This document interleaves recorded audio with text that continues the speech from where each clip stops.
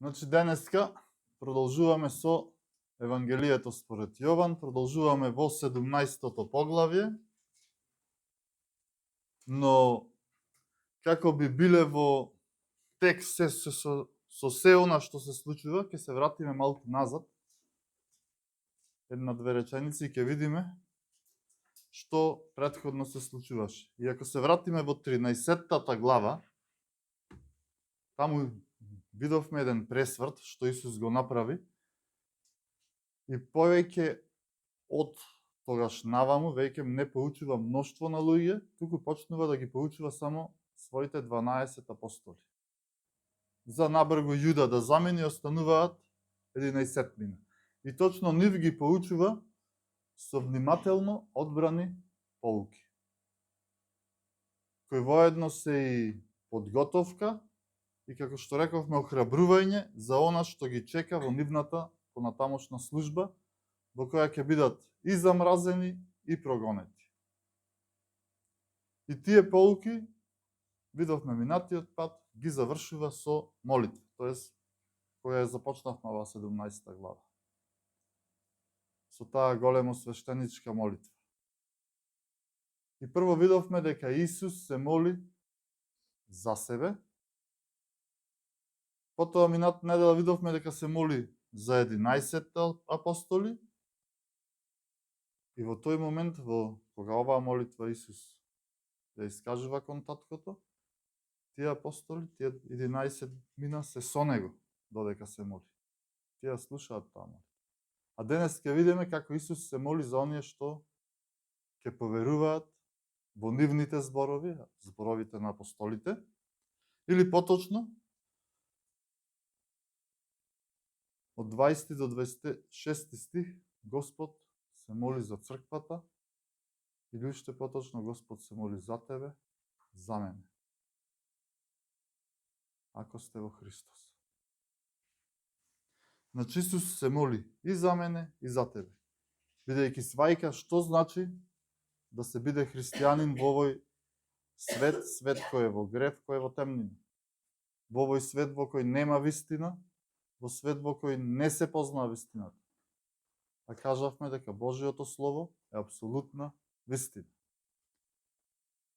Исус го знае тоа и затоа се моли за да истраеме во овие времиња. Можеме да кажеме дека црквата не е забава.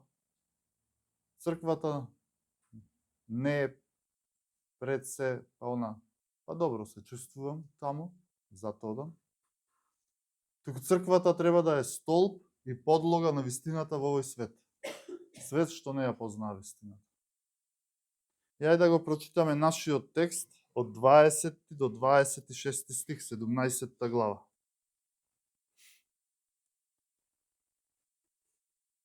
Но не се молам само за нив, туку и за оние кои преку нивните зборови ќе веруваат во мене, за да бидат сите едно, како што си ти, татко, во мене и јас во тебе. Така и тие да бидат едно во нас, за да веруваат светот дека ти ме испрати. И славата што ми ја даде, и ми ја дадов ним, за да бидат едно, како што сме ние едно. Јас во нив, а ти во мене, за да бидат совршени во едно.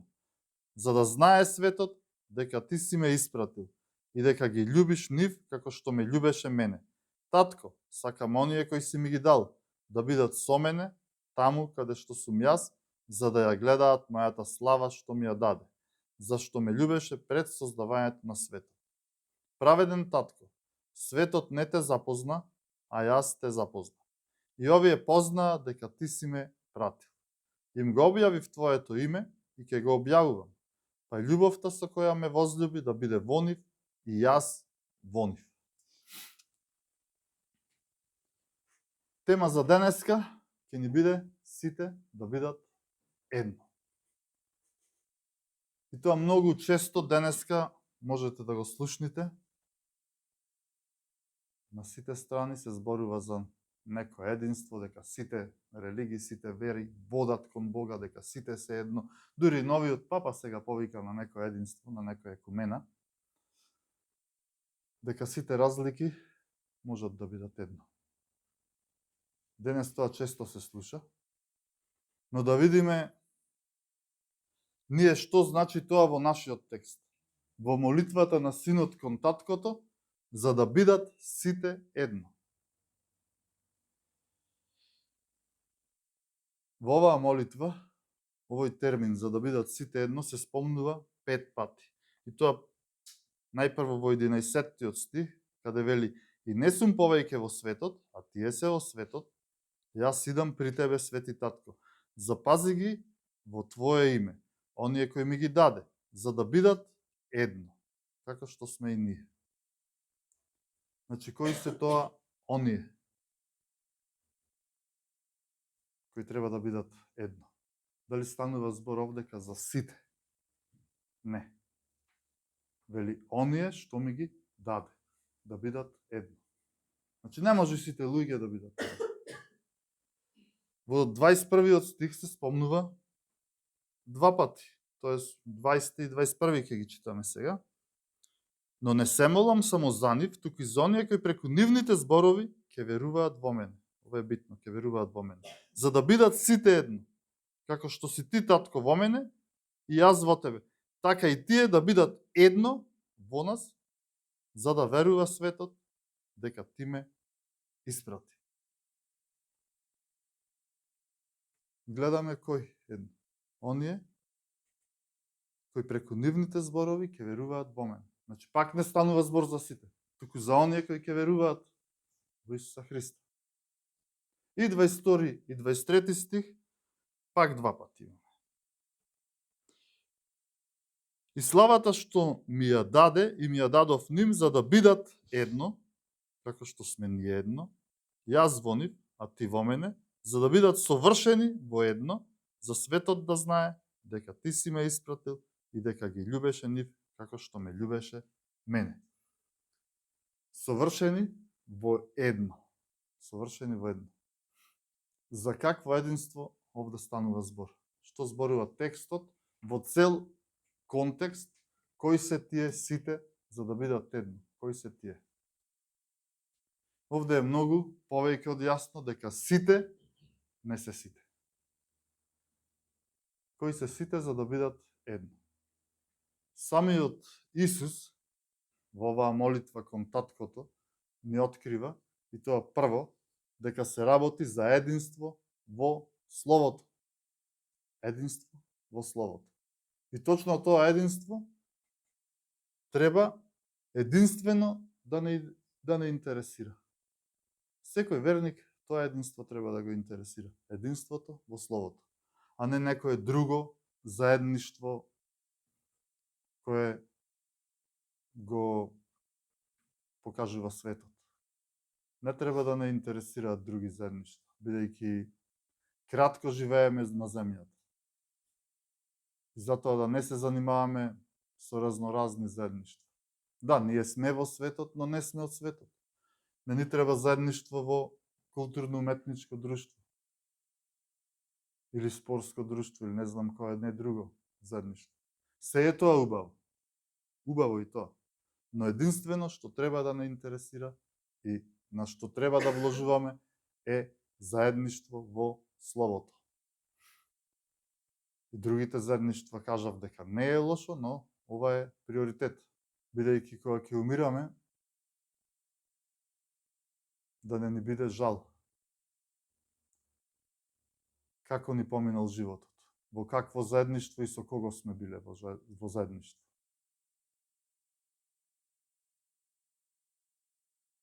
Какво заедништво снимале? Тогаш ќе дадеме отчит пред Исуса Христа. Дали снимале заедништво за забава или заедништво во Словото? И Јаков што вели? Прељубници. Оној кој е пријател со светот, станува непријател на Бога. Внимавајте. Како ќе живеете? Исус го моли таткото за единство кое се темели на Словото. Од Словото, во Словото, на вистината. Но не се молам само за нив, туку и за оние кои преку нивните зборови, ќе веруваат во мене. За да бидат сите едно, како што си ти, татко, во мене и јас во тебе, така и тие да бидат едно во нас, за да верува светот дека ти ме испрати. Мислам дека ова е јасно. Ова е таа апостолска наука, Христова наука. Христос се моли за себе, се моли за апостолите, се моли за нас.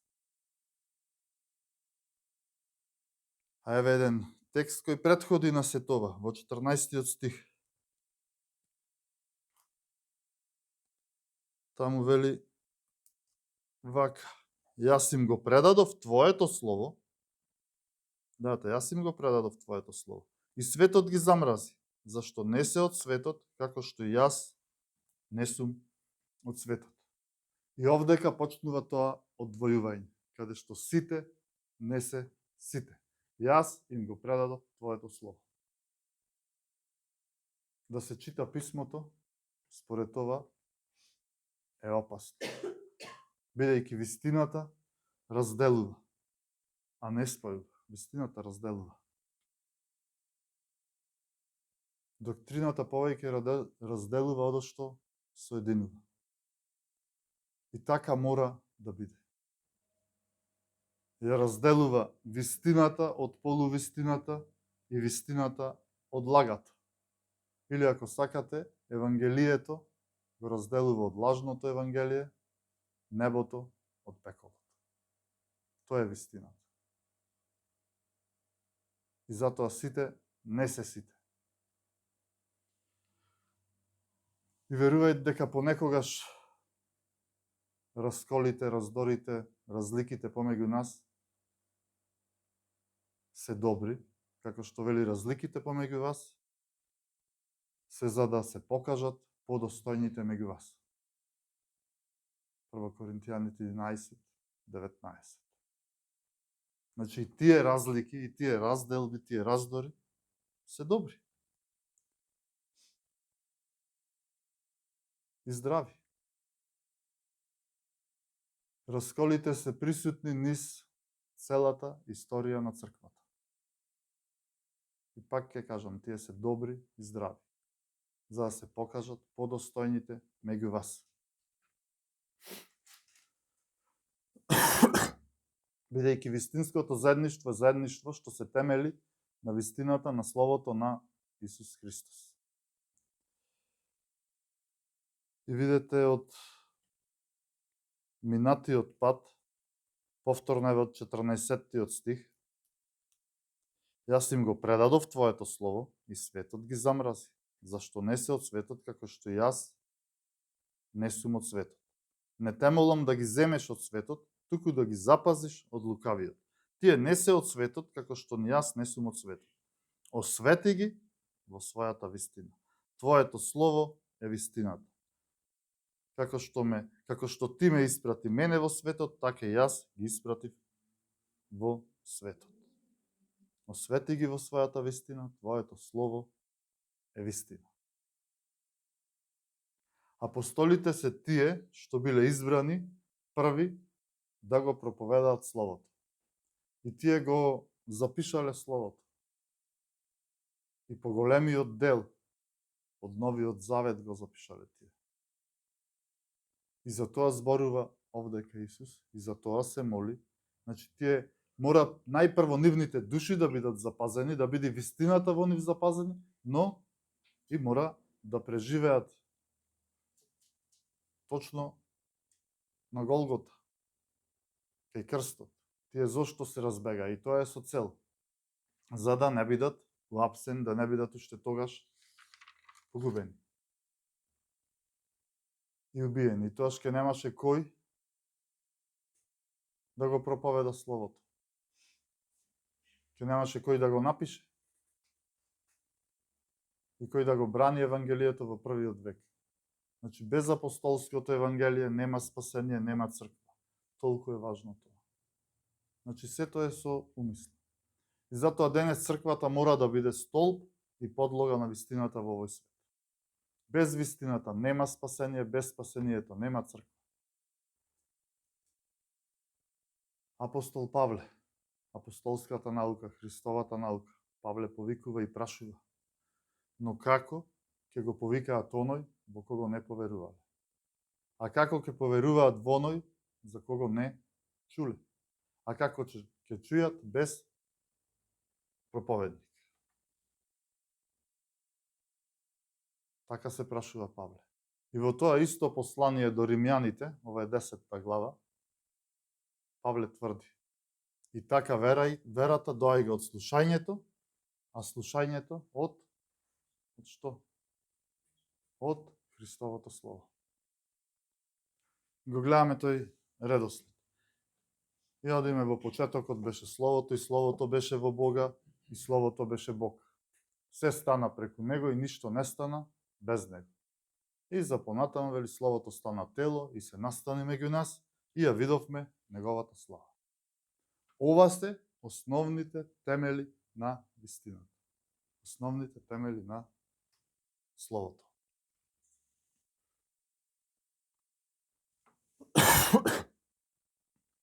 Апостолската наука и поврзаноста на она што следува на тие следна настани е втемелена на Христовото Слово. И таа е неопходна за спасување и за осветување. Освети ги во својата вистина, Твоето Слово е вистината. Апостол Павле на црквата во Ефес, тој редослед, таа поврзаност, јасно им ја пишува. Ајде да прочитаме Ефесијаните 2 глава.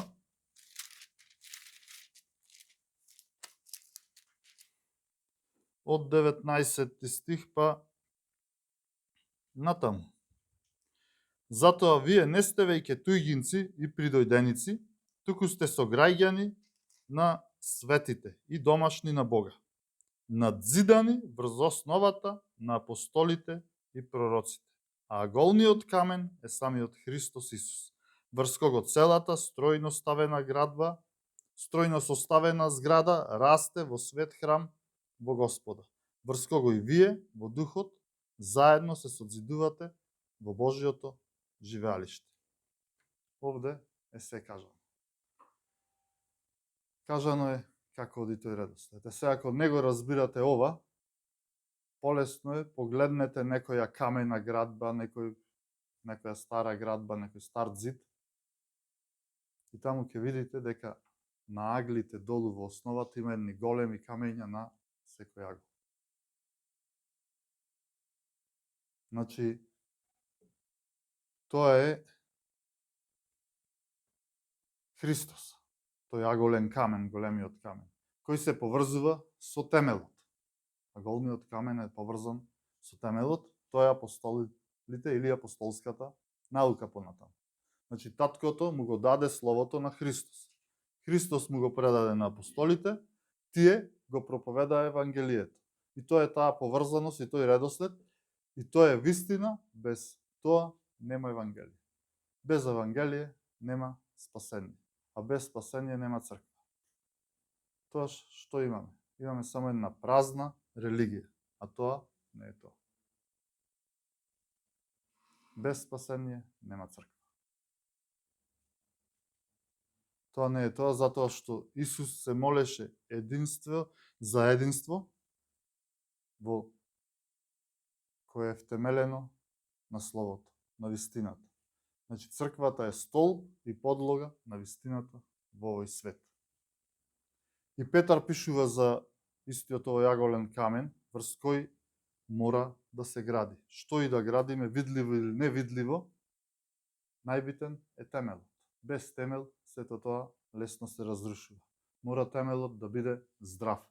И видете сега што вели Петар, кој уште ни е и наречен, тоест на грчки кифа, што значи стена или карпа. Значи, прво Петрово, 2 глава, 7 и 8 стих. Така за вас кои верувате, тој е скапоцен, а за оние кои не веруваат, каменот кога го отфрлиат зидарите, но кој стана аголен камен, гледате, аголен камен, и камен за сопнување, и стена за соблазнување, на која се сопнуваат оние кои се непокорни на Словото, зашто се и определени. Христовиот апостол Петар вели, Тоа е нивната судбина. За тоа се определени. А кои се тоа? Зошто отпаднаа? Зошто тоа? Затоа што не веруваа, беа непокорни на Словото. Значи гледаме пак раздвојување, не сите. Не се сите во едно. Едни беа определени за страшна судбина. Не биле надзидани на вистинскиот темел, на Христос, на апостолите. Заминале надвор од тој темел. И отпаднале. Тоа е нивна судбина и тоа е страшна судбина. И завршуваат во пекол таквите луѓе, кои не се покорни и не веруваат во Словото. Единство за кое Господ се моли пред денот на измирувањето, денот на помирувањето. Сега тој ден, тоа е петокот, Голгота, петок е денот на помирувањето. А се она во Стариот Завет што е запишано е сенка, и тоа бледа сенка на тоа. Значи Исус се моли неколку сати пред тоа, пред Голгота. Се моли за себе, се моли за 11-мината, се моли за нас, за мене и за тебе, кои сме во Исуса Христа. И се моли да бидеме едно. Како едно? Во што едно? Едно во Словото, вели. Во вистината. И тоа беше оваа прва точка за денес. И второ, да бидеме едно во Бога. Единствени во Бога. Во троединиот Бог да бидеме единствени. Да бидеме едно. Свети Татко, запази ги во Твое име, оние што ми ги даде, за да бидат едно, како што сме и ние, вели. Значи едно во Бога. И пак во нашиот текст, но не се молам само за нив, туку и за оние кои преку нивните зборови ќе поверуваат во мене, за да бидат сите едно, како што си ти, Татко, во мене и јас во тебе, така и тие да бидат едно во нас, за да верува светот дека ти ме испрати. Значи Бог е тоа што е, затоа што е троедин. Библијата јасно не учи, ова го повторувам многу пати, иако верувам дека сите го знаете, дека Таткото е Бог, Исус Христос е Бог и дека Светиот Дух е Бог. Јасно не учи и дека Таткото не е Синот, Синот не е Таткото и дека Светиот Дух не е ни Татко, ни Син. Тие се единствени во својата природа и во своето битие. Тие се подеднакво битни, подеднакво важни, исто вечни, со иста волја и исто почитувани. Прославиме како што те прославив тебе. Помеѓу Таткото, Синот и Светиот Дух владее едно совршено единство. И тоа не може никој, ама баш никој да го раскине. Не може никој да ги скара нив. Тие се едно и тоа е тоа совршено единство. Најголемите расколи во историјата на христијанската црква се случиле кога се доведувало во прашање нивното единство. Мислам на единството Бог, Син, Татко, Син, Свети Дух. Во 4 век, во 11 век, во 4 век прашањето било кој е Христос, 11 век кој е Светиот Дух, па и во 16 век што е вистина. Дали Светото Писмо или Светото Писмо плюс традицијата. Тоа се тие најголеми потреси во црквата. Но да се вратиме ние на нашиот текст, можеме друг пат да зборуваме за историјата. Исус се моли за духовното единство, што владее помеѓу Таткото, Синот и Светиот Дух. Исус овде не се моли, и ова е многу важно да се разбере во овој 21 постмодернистички век.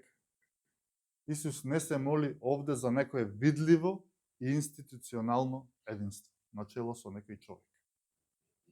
Исус овде не зборува за тоа. За единство на сите верници под некоја институција, предводени од некој човек, без разлика дали тоа ќе биде православен, протестант, католик или не знам што. Значи не се моли за такво единство. Сите верници под една капа на еден човек. што тоа го пропагира католичката црква. Исус се моли за духовно единство помеѓу Бог и човекот кој постои во самиот Бог. Значи го видовме тоа единство во Бог. Таткото, Синот, Светиот Дух. Сега, Исус се моли точно за единството помеѓу Бог и човекот кој постои во самиот Бог. Бидејќи рековме, Бог е она што е, бидејќи е троедин. Во исламот тоа го нема. Аллах е сам. И затоа има исфрустрирани луѓе. Види ги, муслиманите. Овде владее единство и ќе завршиме со љубов. Значи, тоа единство завршува со љубов. Љубовта е најголема. И главна тема на сето учење во горната соба е љубовта што владее помеѓу Таткото, Синот и Светиот Дух. Тоа е таа Божја љубов. И таа љубов што Бог е нуди, поточно веќе им ја дадена на избраните, на оние кои се негови. Во 14 глава видовме едно големо охрабрување. Видовме дека Светиот Дух пребива во нас. 14:16. И јас ќе го молам мојот татко и тој ќе ви даде друг утешител за да биде во вас довека. Значи, екуменизмот, единството за кое што Исус се моли, тоа веќе постои. Светиот Дух е во нас. Ако е во тебе, ти си мој брат, ти си моја сестра. Ако не е, ником ништо, жал ми е, ама нема заедништво на тоа ниво за кое се моли Исус. Ако не е, нема такво заедништво. А тоа е најголемо ниво на заедништво. Најдлабоко, највисоко ниво на заедништво. За тоа зборува Исус. Што дознаваме уште од текстот во истото ова Евангелие според Јован, 14 глава, 18 до 20 стих. Нема да ве оставам сираци, ќе дојдам при вас уште малку и светот веќе нема да ме гледа, а вие ќе ме видите зашто јас живеам и вие ќе живеете. Во оној ден ќе сознаете дека јас сум во мојот татко и вие во мене и јас во вас. Драг брате, драга сестро, Светиот Дух е во тебе. Исус е во тебе. И како сега, ако Бог е во нас, да се остане во грев, или уште полошо да бидеме среќни ако живееме во грев. А и Таткото е во нас. И Таткото е во нас. Исус во одговор му рече, ако некој ме љуби, ќе го држи моето слово. И мојот татко ќе го љуби, при него ќе дојдеме и при него ќе се настаниме. Таткото, Синот, Светиот Дух се во нас. Бог е во нас. Значи, екуменизмот, единството, за кој што моли Исус неколку часа пред Голгота, постои. Тоа е реалност. И верувам дека од ова многу ни е појасен и поблизок и добро разбран стихот од Прво Јованово послание. Прво Јованово послание, 4 глава, 4 стих.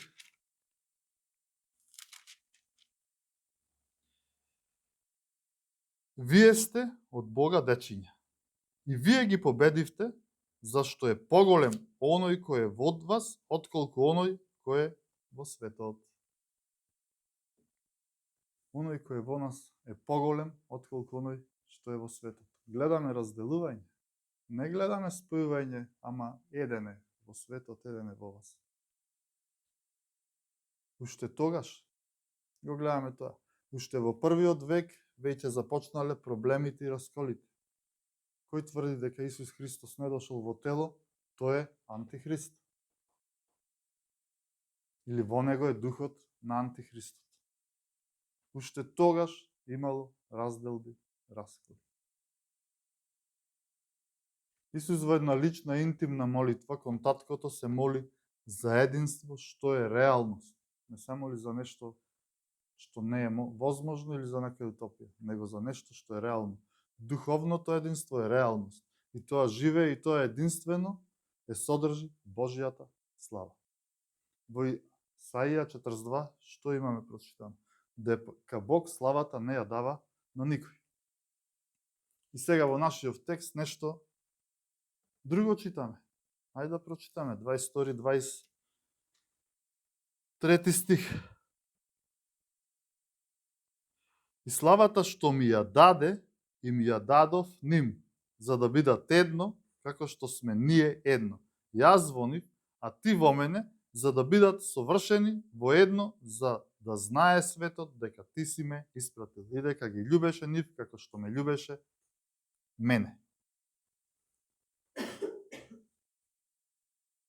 Да бидат едно.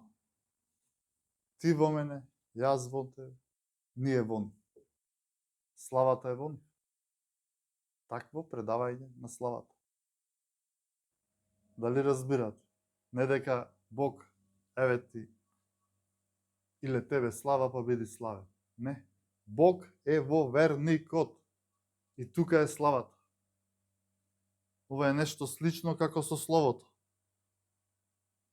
Таткото му ја предаде славата на Синот, Синот на апостолите, апостолите ни ја дале нас. Ама преку Словото и во Словото. И Словото во нас. Ама денеска сите ние повеќе гледаме проблеми. Дури и во црквата слушаме многу често за проблеми, па проблем со ова, проблем со она, проблем ваков, проблем таков, а луѓето не ја гледаат Божјата слава точно во проблемите. Дека земјата е полна со неговата слава. Неверни луѓе гледаме. Гледаме Божји гнев, праведноста, светоста Божја ја гледаме. Имаш многу проблеми, па слава на Бога. Праведниот Божји гнев се гледа кај неверните луѓе. И тоа не е проблем, тоа е Божја слава. Сето тоа е за Божја слава. Само зависи како го гледаме тоа. Во поговорките можеме да видиме, вели, не ми давај големо богатство, да не прашам кој е Бог, да се одделам од Бог. Ако имаме малку или да немаме, да не почнам да крадам. Значи, фала му на Бога за тоа што го имам и колку што го имам. А не да гледаме проблем. Зависи како го гледаме. Ако го гледаме како проблем, тоа ще тешко нас. Него сето тоа да го гледаме како слава на Бога. Божјата слава, верникот ја гледа уште овде сега. А во прославувањето ќе ја гледаме Божјата слава во потполност, целосната Божја слава.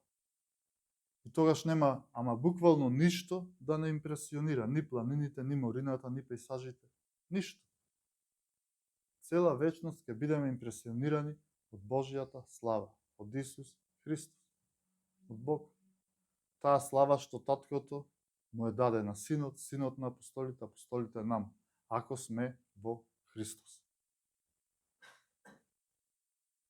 И ние не можеме ништо тука. Ни јас, ни ти. Буквално ништо. Ако не сме во Христос. Тука сме апсолутно немојки. Човекот тука е апсолутно немојки. Тоа е Божји избор. Божја милост.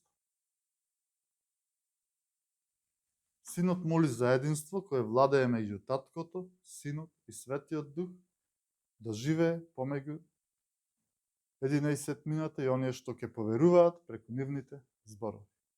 Значи, гледаме за какво живо единство. Значи, таткото, Синот, Светиот Дух, преку апостолите и оние кои ќе поверуваат. Значи, оние кои ќе го прифаќаат Словото, оние кои го примаат Словото. За такво единство моли Синот. И тоа единство е полно со слава и полно со љубов. И тоа е љубов која ќе ја види светот. И кога ќе ја види таа љубов, светот, што би рекол? Овие се Божи, од Бога се. Затоа постојано, зашто се молиме? Господе, дај ние да наликуваме на Тебе. А по што ќе не познаваат? По љубовта Божја, која е во нас и која владее помеѓу нас. Значи, таа е таа вистинска љубов, а не лажна љубов. Љубов која владее меѓу Таткото, Синот и Светиот Дух. Што правеше Таткото пред создавањето? Го љубеше Синот, чита. И Светиот Дух. Се е во љубовта. Бог е љубов, тоа е совршено единство, полно со слава и полно со љубов, со радост. И тоа владее во самиот Бог, без тоа нема единство. Ке има само проблеми. И за крај, внимателно одбраниот говор на најголемиот учител кој одел по земјата, Исус Христос, за внимателно избраните луѓе, 11-мината, оној замина во мрак и светло повеќе не виде, профитер. Мислам на Јуда. И такви ги имало и ќе ги има. За нив не важи. И тој говор Исус го завршува како и што го започна. Во љубов. Со љубов започна. Рековме започна во 13-та глава. И затоа реков дека е многу битно. Гледајте како започна. Пред празникот Пасха, Исус, знаејќи дека му дојде часот за да премине од овој свет кон Таткото, љубејќи ги своите во светов, ги возлюби до крај. Ги возлюби до крај. И гледајте како завршува овој говор. Праведен Татко, светот не те запозна, а јас те запозна.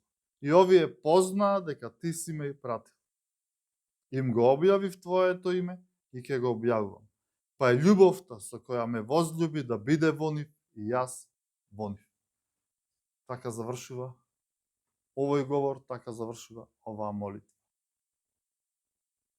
Преку оваа молитва го гледаме очекувањето на Божиото срце исполнето со голема, најголема љубов кон нас. Нема поголема љубов од оваа. Никој, дури и Бог, не може да не љуби повеќе од оваа љубов до крај. Ги возлюби до крај. Љубов до крај за своите, избраните, оние кои се привлечени од Таткото. Тоа е вечна љубов, вечно единство и вечна хармонија. Амин. Да се молиме.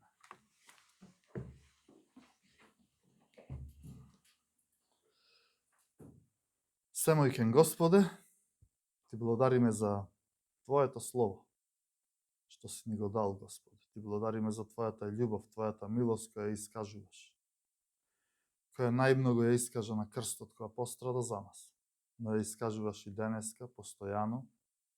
Ти благодариме за тоа што си ни ја понудил таа љубов и што точно преку таа љубов го имаме единството со Тебе, како троедин Бог. Ти благодариме што Ти не привлече, Ти не избави од нашите гревови, да можеме да живееме слободни од гревот, иако сме во овој свет, да живееме ослободени од сите стравови, од сите стресови, бидејќи надежта ни е во Тебе и само во Тебе, Господи. И Те молиме за мудрост, Те молиме за издржливост, за истрајност во нашата вера. Ти запазување во овој свет, во кој владее кнезот на светот, запазување од него. Ти, Господе, води не по Твојот пат, кој е осветлен пат и кој секогаш е пат кој има проблеми, кој има препреки, но завршува со победа готово. Победа во Тебе, Господе. Се молам и за оние кои не се со нас денеска, Ти утеши ги, охрабри ги каде и да се, за оние кои се болни, Ти исцели ги и зацврсти ги во нивната вера, зацврсти ги во својот дух. Се оставаме во Твоја воља, во Твоја промисла и за Твоја слава. Во името на Исуса Христа молиме. Амин.